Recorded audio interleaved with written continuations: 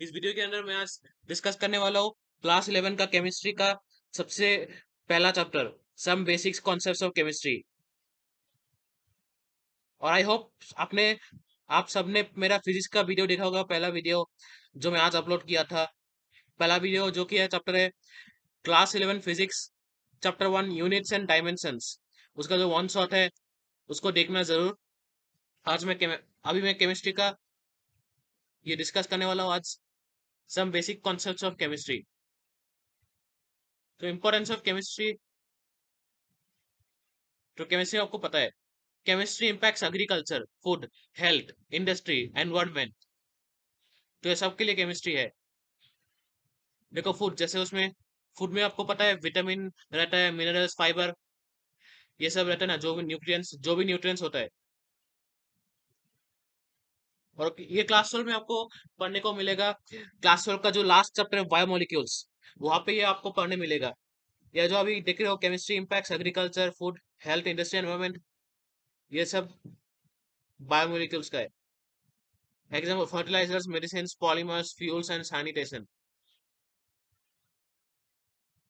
तो ये सब सैनिटरी कंडीशन, फ्यूल्स जहाँ पे यूज होता है डेली लाइफ।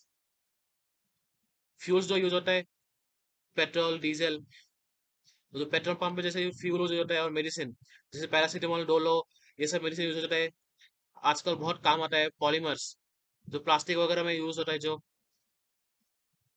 और हेल्थ फूड, जो अच्छा जो खाना बनाता है, और हेल्दी विटामिन जो रहता है उसमें। इस सब को, ये सब इंपॉर्टेंट केमिस्ट्री है। ये सब केमिस्ट्री का बेसिक्स है जो कि मैंने अभी डिस्कस किया है। और अभी ये यहाँ पे आया मैटर एंड इज क्लासिफिकेशन। तो मैटर क्या होता है? Anything that has mass and as occupy space. Imagine करो एक मेटल क्यूब या कि मेटल रॉड, आयरन रॉड जो होता है, क्या उसमें मास होता है? हाँ। कितना केजी हो सकता है? 1 केजी भी हो सकता है, 2 केजी, जितना भी केजी हो। सिंस उसमें केजी होता है इसका मतलब उसमें मास है। और स्पेस, स्पेस कैसे होता है उसमें? जैसे आपने पढ़ा होगा क्लास 9 में, आपने पढ़ा था force of attraction, intermolecular force of attraction. Molecules के बीच में स्पेस रहता है। अगर ज्यादा स्पेस है मॉलिक्यूल्स के बीच में तो वो ब्रेकेबल हो जाता है। अगर थोड़ा इंटरमीडिएट स्पेस है, थोड़ा थोड़ा सा ब्रेक, तो ब्रेक करने में थोड़ा ये हो जाता है, लेकिन फिर भी तोड़ सकते हैं। पर वो डिपेंड करता है। और अगर ज्यादा क्लोज है तब ब्रेक करने में मुश्किल होता है। जैसे मेटल क्या होता है? Hard object. Metal, diamond, steel, iron, ये सब, एल्यूमिनियम, ये सब हार्ड ऑब्जेक्ट होता है। Types of elements, pure. Types क्या होता है? Elements, compounds, mixture. एलिमेंट्स क्या होता है? प्योर सब्सटेंस, जैसे ऑक्सीजन, नाइट, सोडियम। जैसे डेली लाइफ में ब्रीथ करते हैं ना, breathing, inhale oxygen, exhale carbon dioxide, ये सब प्योर है। ये सब एयर है। ये सब नेचुरल है, जो कि डेली लाइफ में यूज होता है। Compounds form by chemical combination. Example water. Water में क्या होता है? ऑक्सीजन होता है, हाइड्रोजन, दो एटम का हाइड्रोजन होता है, और एक एटम का ऑक्सीजन होता है।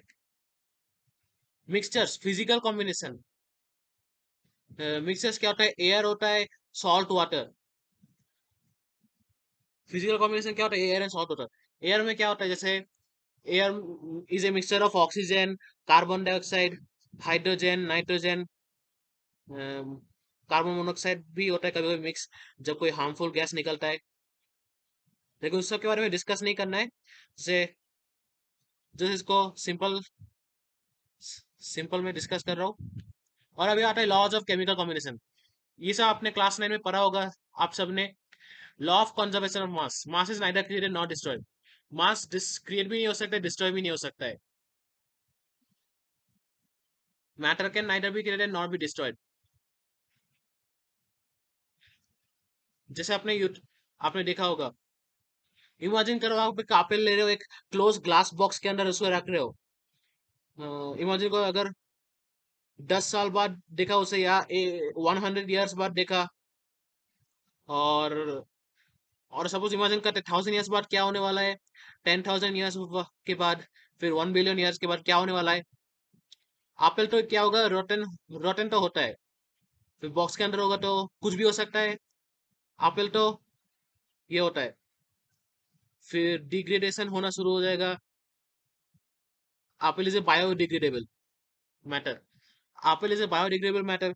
कुछ भी हो, उसके बाद कुछ चेंजेस आने को मिलेगा, लेकिन क्रिएट मैटर नया से क्रिएट भी नहीं हो सकता और वो डिस्ट्रॉय भी नहीं हो सकता है। मास मैटर जो है वो सेम रहेगा। और law of constant proportion, A compound always contains elements in fixed ratios, जो फिक्स्ड रेशियो में होता है। Law of multiple proportions. Elements combines in ratio of small whole numbers. Laws of reciprocal proportions. Ratios of combining masses are consistent. Guillaume-Sachs law of gases volumes. Gases combine in simple whole number ratios by volume. जो जो अपने class में पढ़ा, तो ये सब पढ़ना बहुत इंपॉर्टेंट है। ये सब पढ़ लेना, ये नोट भी करके रखना, बहुत इंपॉर्टेंट है, काम में आएगा। Dalton's atomic theory. Matter is made of indivisible atoms. Atoms of the same element are identical. वो सेम है। Atoms combine in simple ratios to form compounds. Dalton भी आपने 9th क्लास में पढ़ा होगा, इसे हाथ से देख के रखना। Atomic and molecular mass, atomic mass unit AMU, इसे एएमयू से रिप्रेजेंट करते हैं। 1/12 mass of a carbon 12 atom. Molecular mass, sum of atomic masses of all atoms in a molecule. Mole concept, 1 mole equal to 6.022 into 10 to the power of 23 particles, Avogadro's number। ये एक Avogadro number, ये भी class में पढ़ा होगा। Relates mass, number of particles and volume of gases।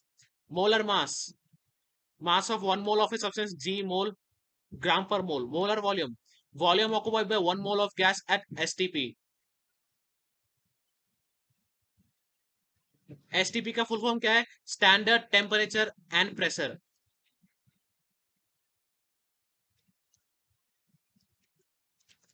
Standard temperature and pressure.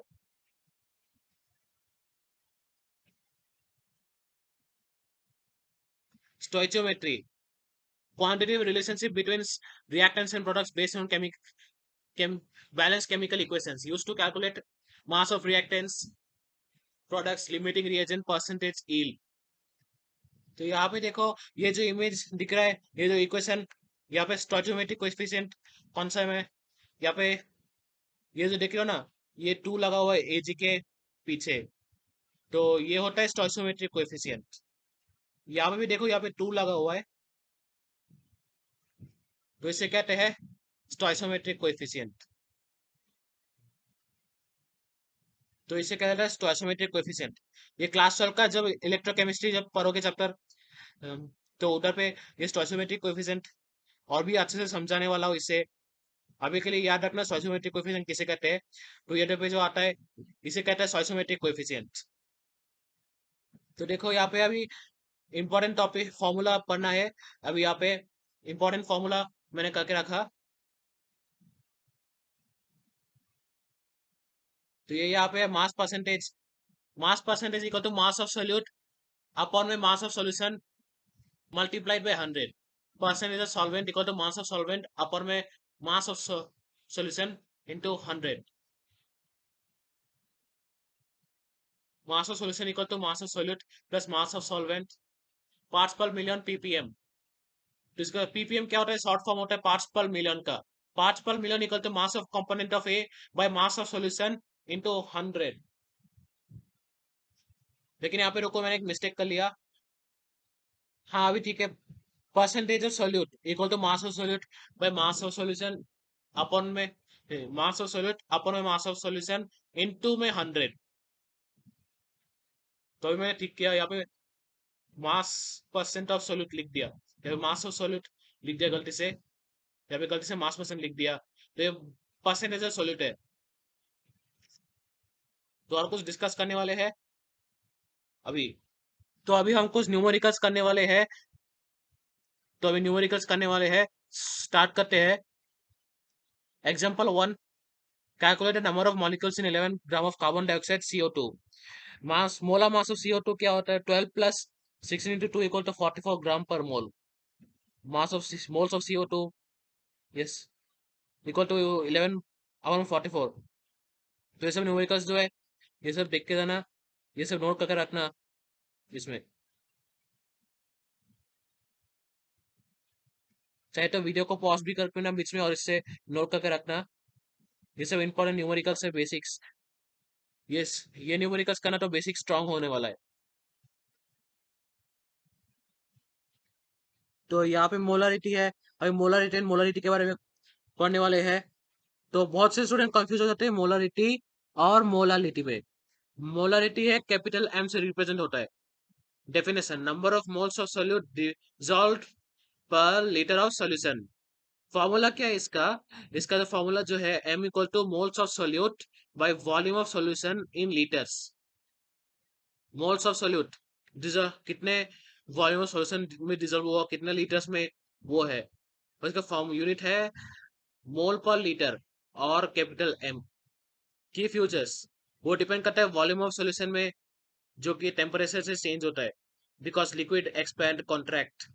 Example, एक M NaCl solution का equal to क्या होता है? 1 मोल NaCl dissolve in 1 litre of solution. NaCl होता है सोडियम क्लोराइड, कॉमन सॉल्ट। तो ऐसे भी आप बात करने, तो इसी तरह बात करने वाले molality, M, small M. Definition क्या है? Number of moles of solute dissolve per kilogram of solvent. वहां पे लीटर था, यहाँ पे है केजी। कंफ्यूज मत होना लीटर और केजी में, बहुत से स्टूडेंट कंफ्यूज हो जाते हैं। इस वीडियो को अच्छे से देखना।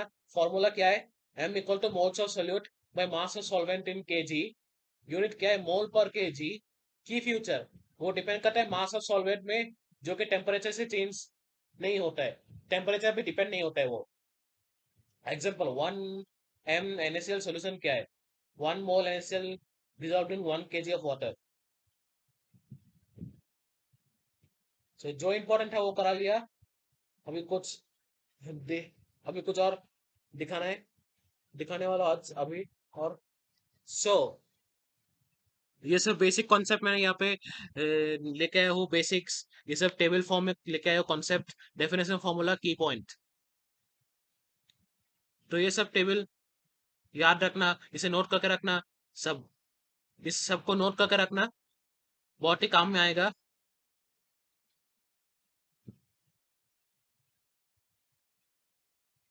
तो चलो, ये से वीडियो एंड होता है। ये लास्ट में जो मैंने दिखाया ये सब क्विक रिकैप करो इससे। तो यहाँ पे वीडियो एंड होता है। मिलते हैं नेक्स्ट वीडियो में। तो तब तक के लिए टाटा, goodbye, see you in next video.